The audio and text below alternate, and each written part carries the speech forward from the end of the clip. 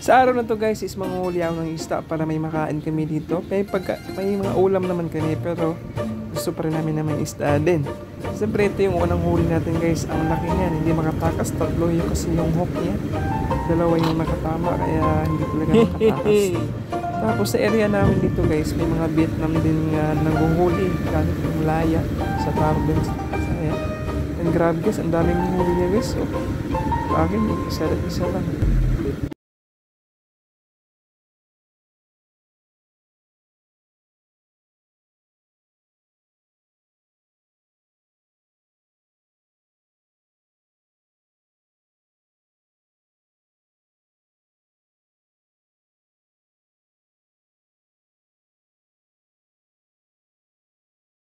Dito sa South Korea and wala kaming ginawa kundi mag-complain dun sa pinaka-boss namin at wala siyang pangbayad sa amin kaya hindi na kami nagtrabaho simula nung nakaraang araw and siyempre naisipan ko punta ng dagat so mga pansin nyo guys ang daming isda. There's a lot of fish in there.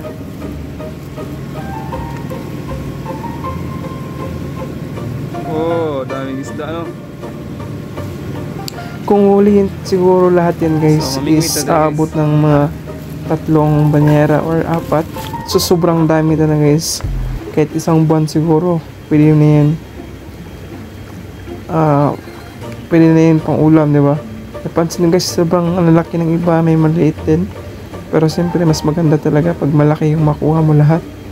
Hindi ka talaga magsawa dito guys kasi pag walang trabaho pumunta ako dito para makakuha ng isda. Minsan ginagawa namin tuyo, ginagawa namin tinola or sinigang. Tapos ganun. Siyempre guys, nakailang ulit din ako dyan. Kasi hindi naman talaga every is may makukuha ka talaga. Kaya ulit lang ako ng ulit dyan ang paghagis ng mga hook. Tapos siyempre, kalaunan is may makukuha talaga. Siyempre, ang sarap sa feeling pag manakuha ng isda, diba? At siyempre, try lang din ako hanggang sa nakahuli ako sa dyan. Grabe, sabang daming isda dyan guys. Hindi talaga magsawang manghuli dyan, no? Tapos sabi, iba yung talaga yung excitement pag nakahuli ka at saka may matamaan ka na isda. Nakailang ulit din ako dito bago ako makakuha ng isa. Kahit nagpuumpulan sila dyan, hindi talaga maiwasan na yung hindi talaga matamaan talaga yung katawan nila na ganun. Kaya nag-try lang talaga ako dito guys. At dyan banda guys is nakita ko yung Vietnam ngayon. Marami talagang isda sa yung banda rin guys. Dyan din sa harap ko. Kanina malapit lang. Pero pag nakita na nila na may nahuli ng isda is parang ang talino ng mga isda na to guys kasi nga pupunta sila sa malalim kasi parang bilang may kang nahuli. Dito ba guys may nakuha na ako isa guys. Sobrang laki. Ito yung first na huli ko at sobrang laki niyan, diba? Sinabayan ko na kasi pag pinarsa ko baka matanggal and first huli guys ang laki. Guys, nakuha banak guys, parang bangus. Kalbahan sa bagong guys is maraming tinik dito, walang tinik masyado. Banak to. So guys, yan, first hole yan. Nakuha sa itong nakuha. Tara guys, sarangga tara itong gamit oh. Di kay ikyas oy, kay tulog ko buko yung naiko. Banda rito guys is umulit ako ulit kasi nga diba maraming isda pa ron kung makikita nyo guys. Ayan. So, punto na guys is ito yung Vietnam na yung nanghuli siya. Tamang yuko-yuko lang tapos biglang ihagis na yung lambat niya guys. Ayan guys.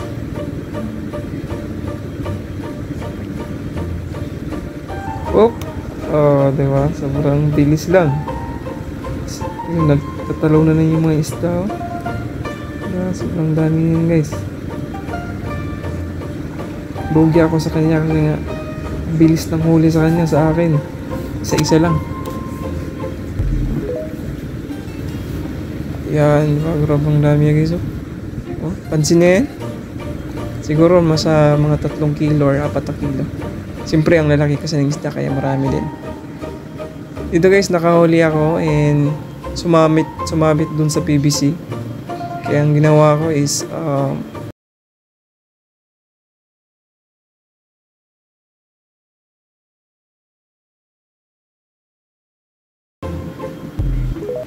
at wala akong magawa. Siyempre baka natakot akong mabasa. Kaya ang ginawa ko is nilagay ko na sa gilid tapos nagubad ako ng damit para naman hindi ako mabasa. Tapos yan, kinuha.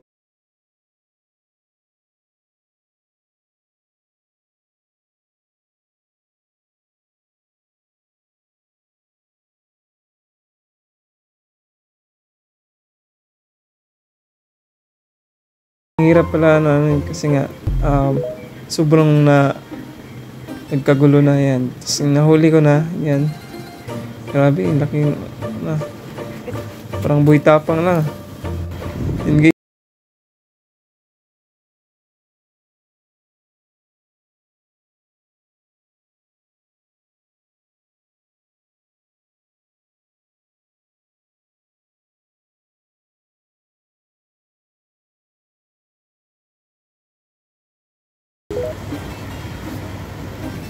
Ikaw na guys. Dito guys, umulit yung isang bait namin. Nakuha na siya guys. Tapos ako, tamang hila-hila.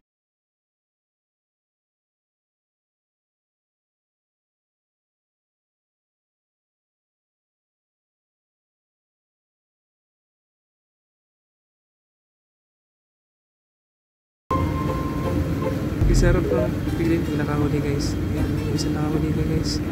Kaya dinadaan-dahan ko lang para hindi makawala dun sa hook. At yung bait naman yun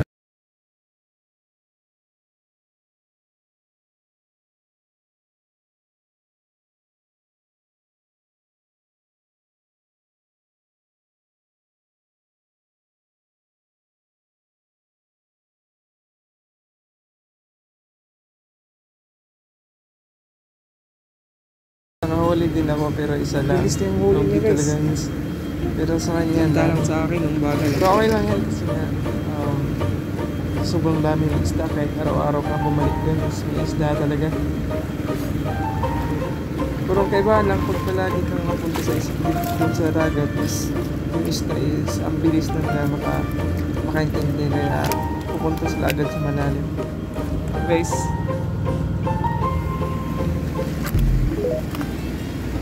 tatang dua, tara. Nagmayag na ako eh.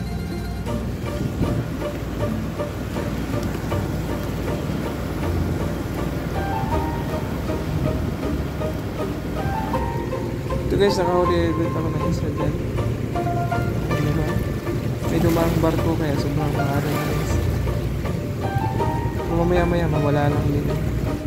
Pero ang layo na ng isda kaya mga nakuha ko is maliit din. Hindi siya makatakas oh. At nakakuha ko ulit guys. Ayan. Ang hila lang.